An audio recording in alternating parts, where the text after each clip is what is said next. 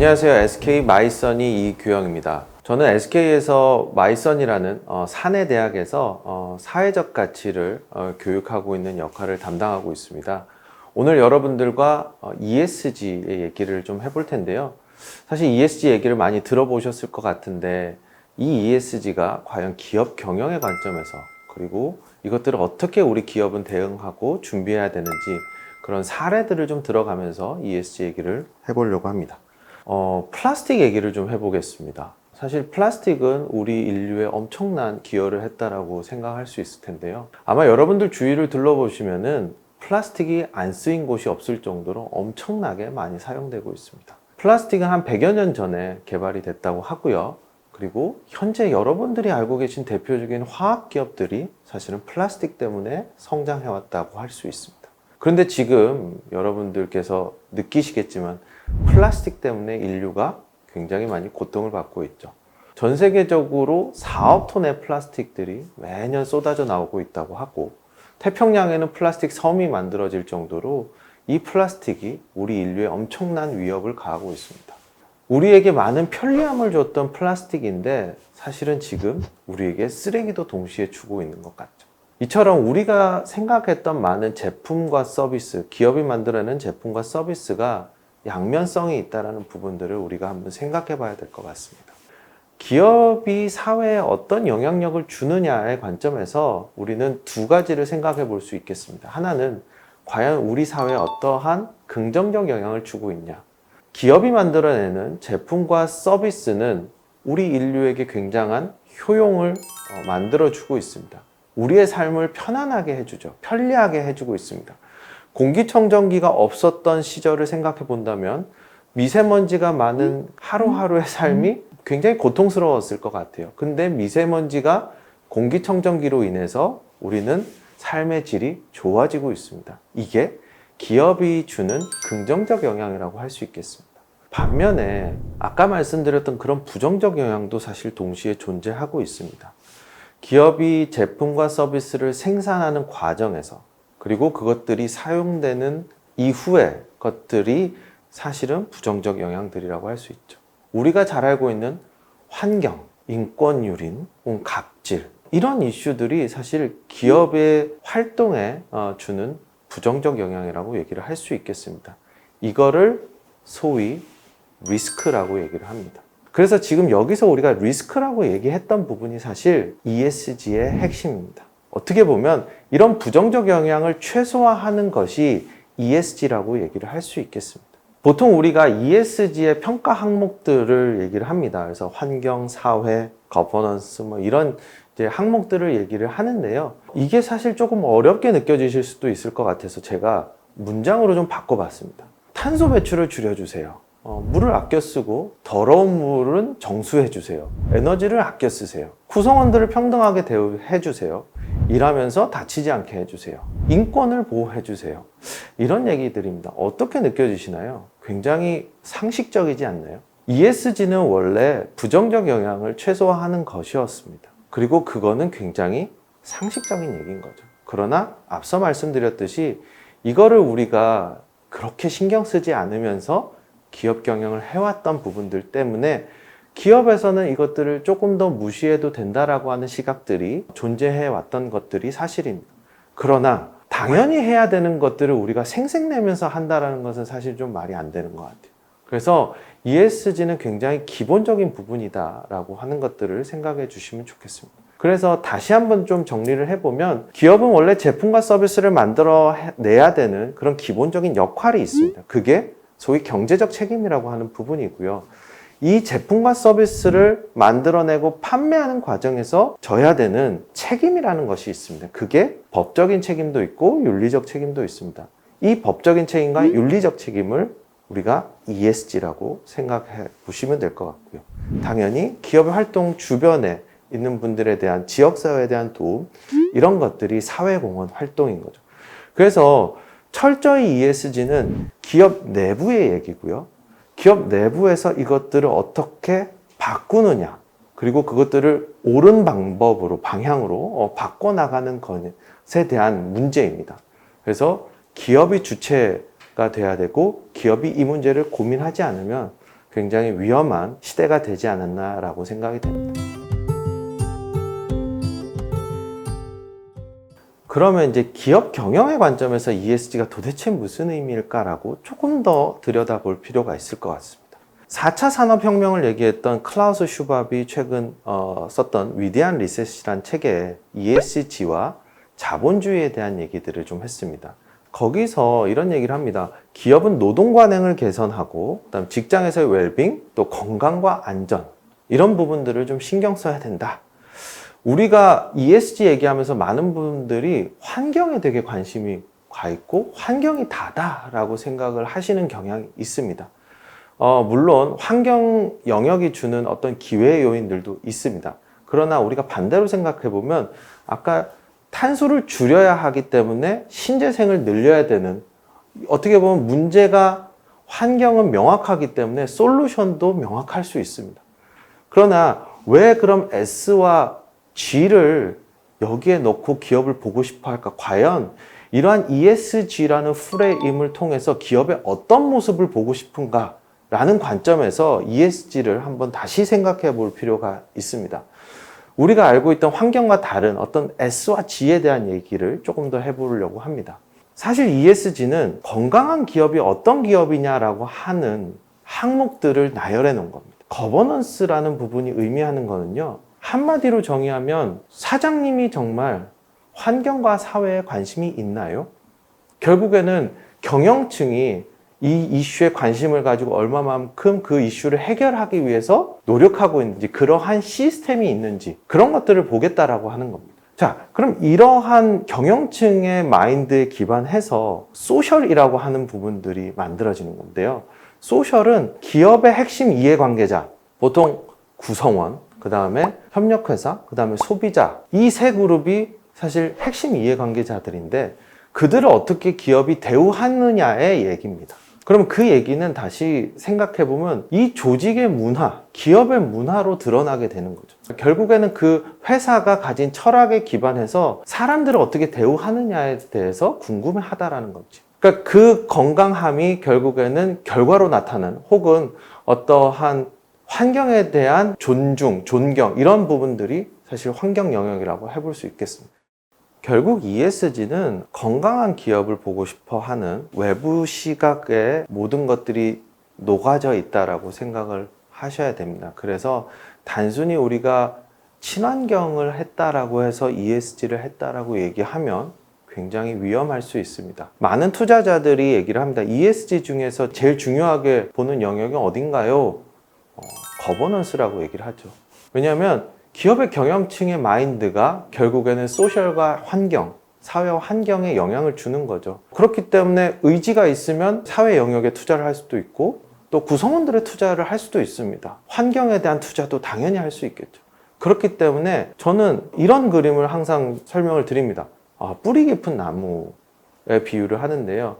어떻게 보면 거버넌스는 뿌리인 거죠. 어떤 기업의 뿌리. 사실 외부에서는 잘 보이지 않습니다.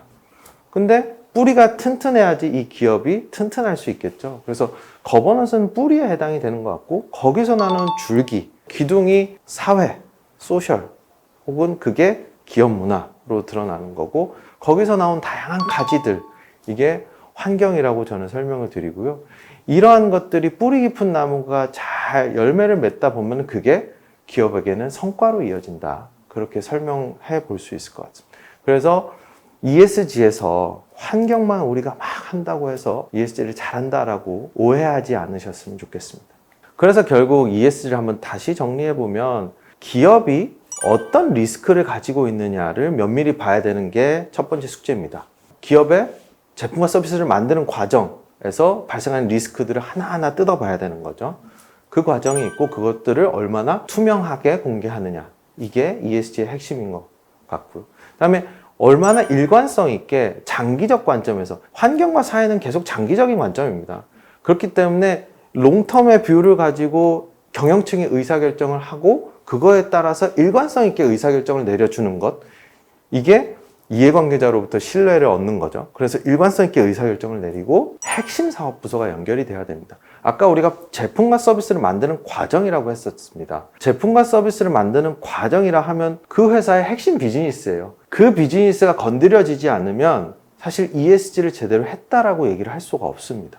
그렇기 때문에 핵심 부서가 얼마만큼 노력하고 있는지가 굉장히 중요합니다. 그리고 경영진과 이사회가 얼마만큼 관심을 가지고 있느냐, 그것들이 관심의 정도가 또 밖으로 드러나야겠죠. 그래서 ESG는 체질을 바꾸는 거다라고 저는 얘기를 합니다. 이거는 단순히 환경에 어떤 신재생 투자를 했다라고 되는 문제가 아니라 그 밑단에 있는 보이지 않는 경영의 이슈들을 발굴해내고 근본적인 변화를 하는 것. 그리고 제일 중요한 거는 ESG는 최근에 투자자들이 엄청나게 관심을 가지고 있는 부분입니다. 왜 투자자가 관심이 가질까요? 결국 이게 경제적 성과와 연결이 되기 때문에 투자자들이 관심을 가지는 겁니다. ESG는 핵심은 이러한 우리의 변화가 결국 우리의 경제적 성과에 어떻게 연결되느냐를 스토리로 풀어서 설명할 수 있어야 되는 거죠. 약간 투자자 관점에서 생각을 해보면 ESG를 잘하는 기업은 리스크가 적은 회사입니다. 주식 투자를 할 때도 우리가 물론 하이 리스크, 하이 리턴도 기대를 하겠지만 안정적으로 오래 갖고 갈 수 있는 수익성도 기대를 하잖아요. 대부분의 지금 투자자들은 어떤 롱텀, 그러니까 장기적 관점의 수익을 얻어야 되는 그런 기관 투자자들이 많습니다. 그들한테는 이러한 리스크가 오히려 자기네 돈을 잃게 만들 수 있는 거죠. 그렇기 때문에 이런 ESG를 잘하는 기업은 안정적인 수익성을 낸다라고 얘기를 합니다. 그렇기 때문에 이들이 투자를 하는 거거든요. 최근에 또 많은 사례들이 있습니다. 직접적으로 기업 얘기들을 좀 하기에는 어려울 수 있는데요. 예전에 기업은 이런 관점이 있었습니다. 우리가 법적인 것만 잘 지키면 돼. 그리고 법적인 것 이상, 약간 윤리적인 것들은 조금 무시해도 돼. 라고 생각했던 부분들이 있었죠. 근데 이제는 그 윤리적인 부분들을 우리가 어겼을 때 오는 위기가 법적인 것을 안 했을 때보다 더 클 수 있다는 것들이 많은 사례로 드러나고 있습니다. 온라인 쇼핑몰 회사의 그 물류창고에서 났던 사고를 생각해 보면 사람들이 노동의 환경이 그렇게 좋지 않다라는 것들을 인지했었습니다. 사실 돈을 열심히 벌다 보면 회사가 그런 것들에 투자를 안 할 수도 있는 거죠. 그랬을 때 오는 리스크인데 소비자들이 반응하기 시작한 거죠. 소비자들이 불매 운동을 하기 시작하고 탈퇴를 하기 시작했었습니다. 이게 재무적인 성과들과 직결이 되는 거죠. 그러니까 시대가 그렇게 좀 바뀌고 사람들이 많이 의식이 바뀌었습니다. 그렇기 때문에 이 ESG는 사실은 누군가 푸시를 해서 하는 문제가 아니라 정말로 이렇게 하지 않으면 우리 회사가 존망이 흔들릴 수 있다라고 하는 내부의 위기의식이 그거를 가지셔야 되는 상황인 거죠. 그런 측면에서 ESG를 다시 한번 생각해 보시면 좋을 것 같습니다. 앞에서 ESG를 조금 개괄적으로 말씀드렸던 것 같은데요. 이제는 좀 기업의 사례를 가지고 말씀을 드리면 조금 더 와닿으실 것 같아서 ESG 혹은 지속가능성의 레전드한 기업 유니레버를 조금 말씀드리려고 합니다. 유니레버는 많은 브랜드들이 있는데요. 도브, 그다음 헤드앤숄더, 립톤 아이스티, 그다음 벤앤제리 이런 글로벌리 굉장히 잘 팔리는 브랜드들을 많이 갖고 있는 소비재 기업이고 P&G와 네슬레 이런 회사들이 유니레버의 라이벌이라고 할 수 있겠습니다. 서스테이너빌리티라고 하는 기업의 지속 가능성을 매년 평가하는 그런 평가에서 2011년 이후로 계속 1위를 하고 있습니다. 2위는 여러분들이 잘 아시는 파타고니아예요. 그러니까 파타고니아와 유니레버는 사실 이쪽에서는 정말로 전설적인 기업이다라고 할 수 있겠습니다. ESG가 되게 많은 평가 항목들인데 그 중에 DJSI라고 하는 평가에서 여러분 보시면은 거의 만점에 가깝습니다.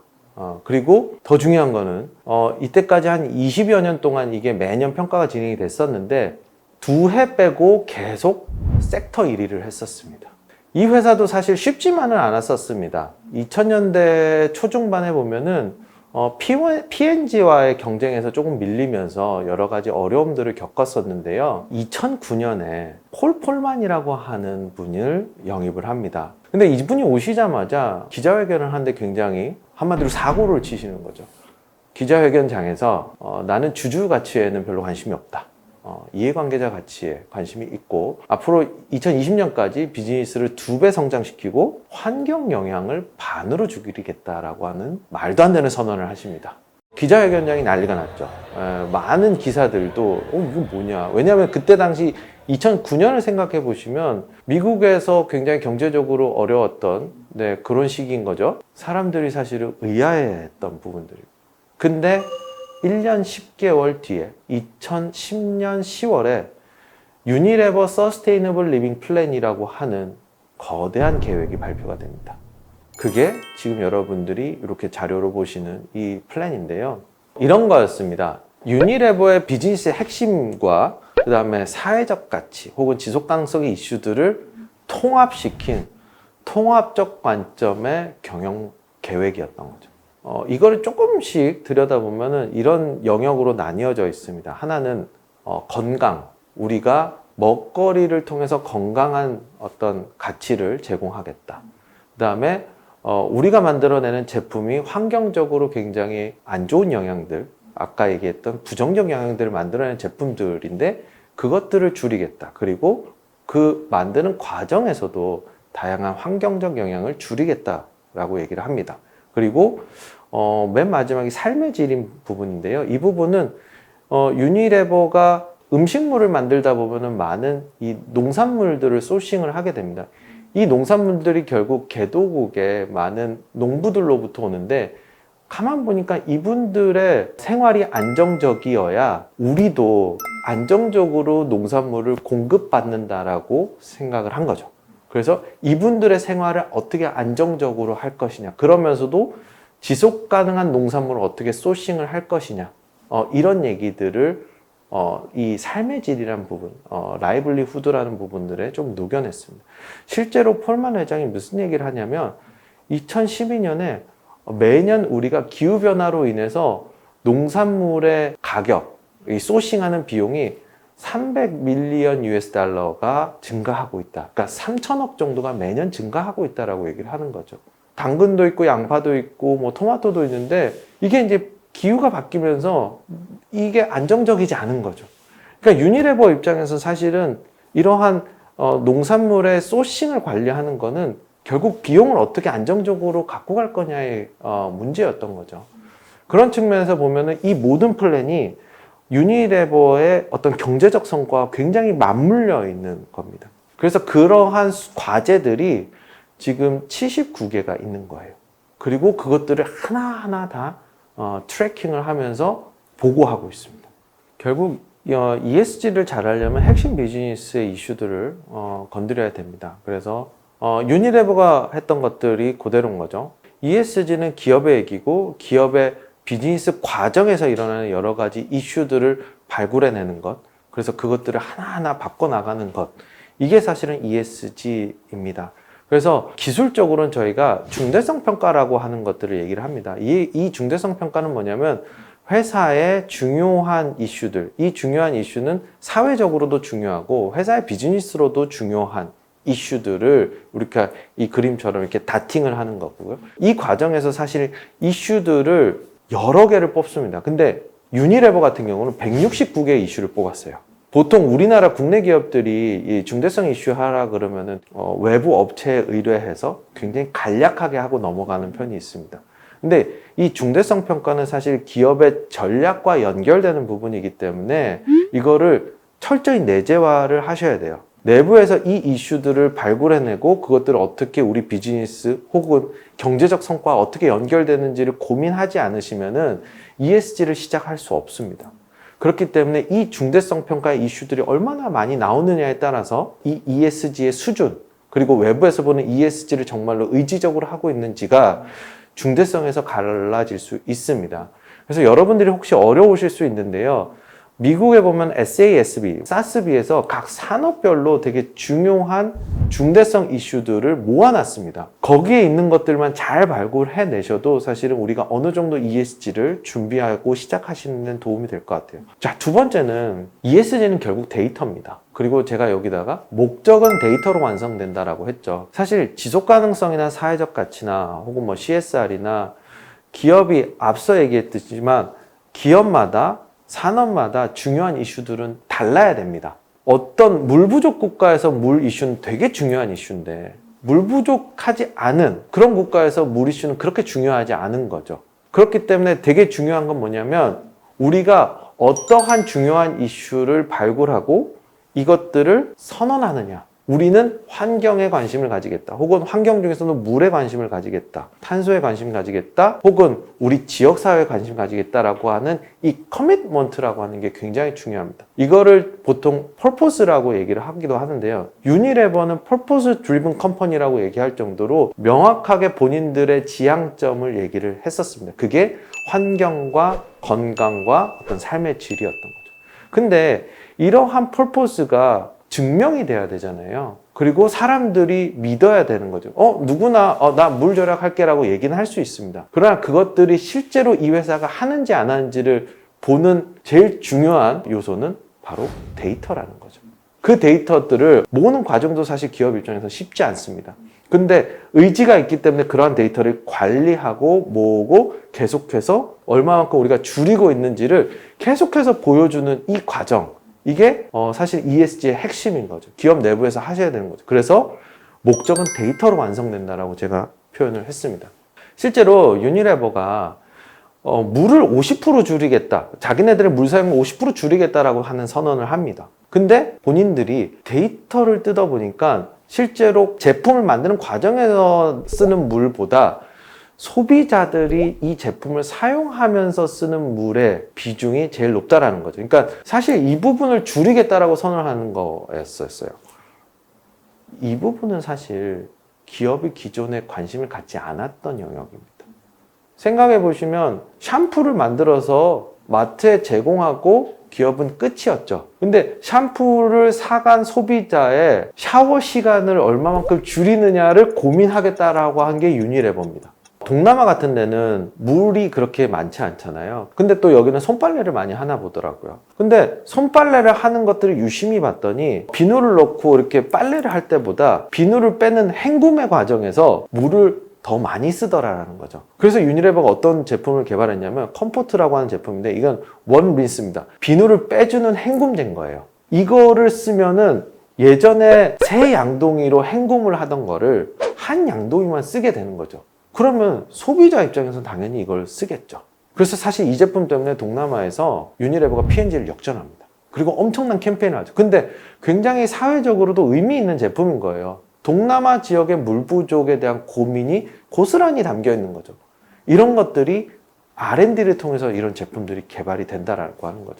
그리고 이 과정에서 숫자들을 계속 얘기합니다.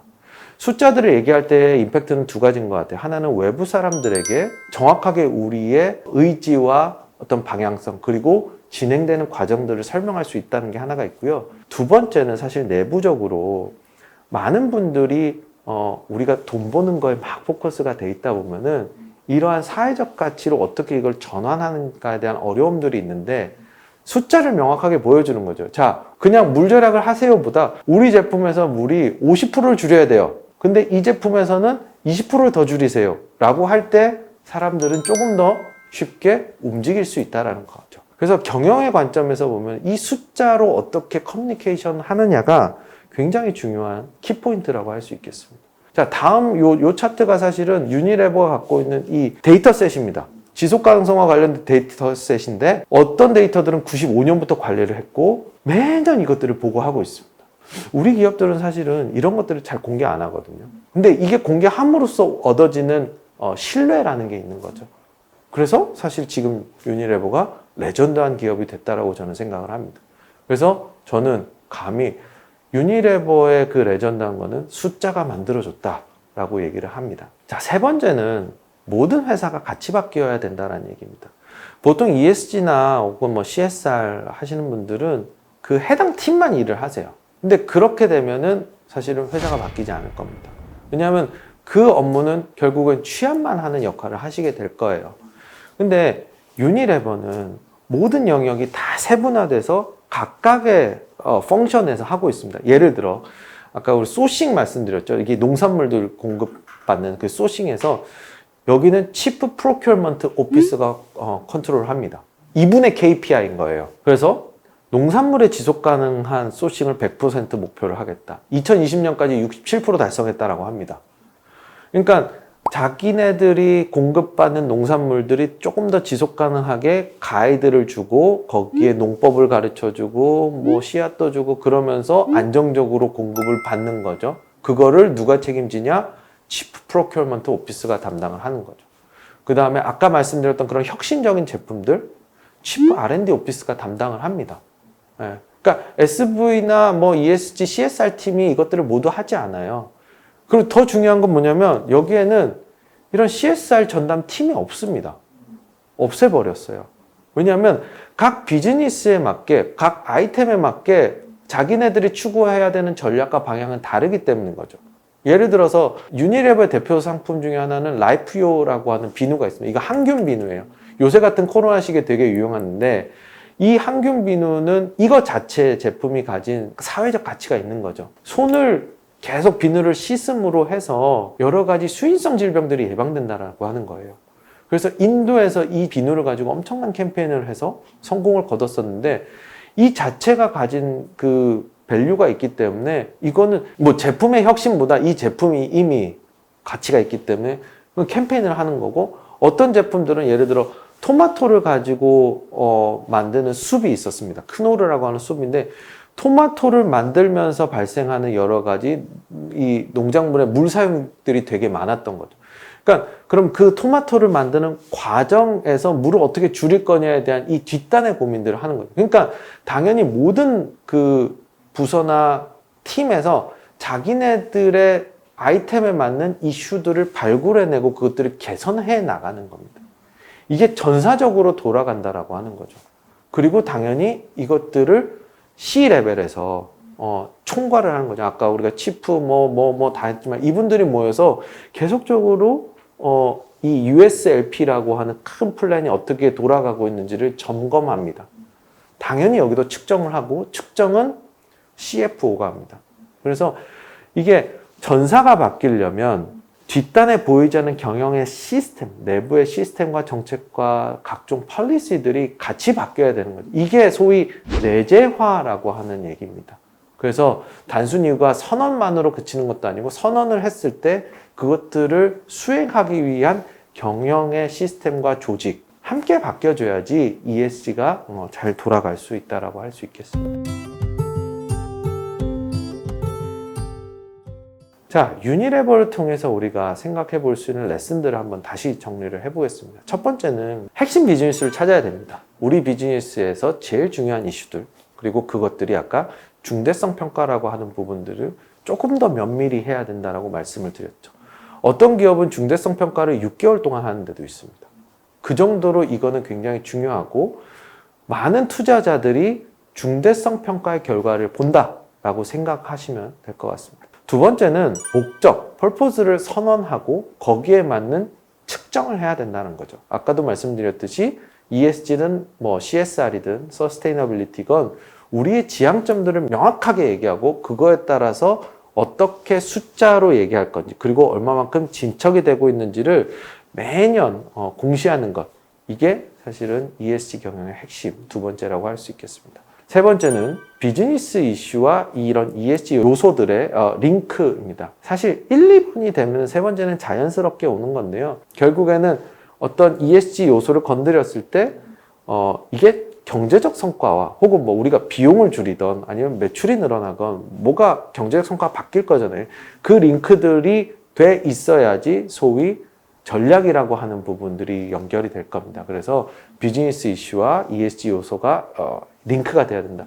사실 이 부분은 굉장히 어렵습니다. 그리고 많은 기업들이 어려워하는 부분인데 사실 중대성 평가와 목적에 대한 선언이 되면은 거기에 따라서 우리가 투자의 의사결정도 될 거예요. 우리가 예를 들어 탄소를 더 줄여야 된다. 그러면은 탄소를 줄이기 위해서 뭐 R&D를 할지 혹은 M&A를 할지 뭐 그런 경영의 의사결정을 할 거잖아요. 이런 것들이 사실 자연스럽게 묶이는 거라고 생각해 주시면 될 것 같고, 마지막은 결국 전사의 노력이다. 어떤 특정 부서의 얘기가 아니라 전사가 함께 해야 되는 문제고, 그런 것들이 각 부문, 각 펑션에서 고민이 돼야지. 왜냐하면 SV, ES 조직이나 CSR 조직이 회사의 끝단까지 모릅니다. 이해관계자들이 누구인지 잘 몰라요. 근데 해당 부서는 알고 있고, 해당 부서는 그 이해관계자의 이슈들을 잘 알겠죠. 그렇기 때문에 전사의 고민과 노력이 좀 집결이 돼야 되는 거고, 결국 이런 것들이 돌아가려면 리더십이 필요합니다. 이거에 대해서 의지를 가진 리더십들이 필요하고, 앞서 말씀드렸듯이 ESG를 막 누가 푸시를 해서 하는 문제가 아니라 결국 우리 회사의 존망을 위해서 고민해야 된다라고 하는 그 생각을 가진 리더십들이 이러한 어떤 회사 내부의 변화들을 이끌어 가실 수 있지 않을까 생각이 됩니다. 그래서 저는 ESG는 우리 회사의 핵심 이슈를 발굴하고 그에 맞는 내부의 혁신을 하는 것, 그게 ESG라고 생각이 됩니다. ESG와 혹은 지속 가능성은 장기적 관점이 없으면 사실 어렵습니다. 그리고 이러한 우리의 목적성, 우리 비즈니스의 목적성을 사실 분명히 우리가 선언하고 갖고 가야만 사실 제대로 만들어 갈 수 있다고 생각이 됩니다.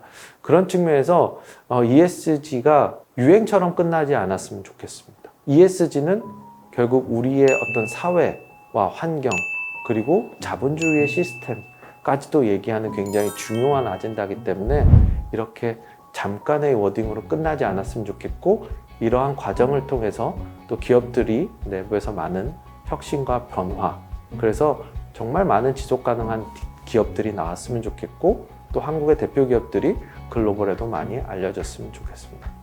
감사합니다.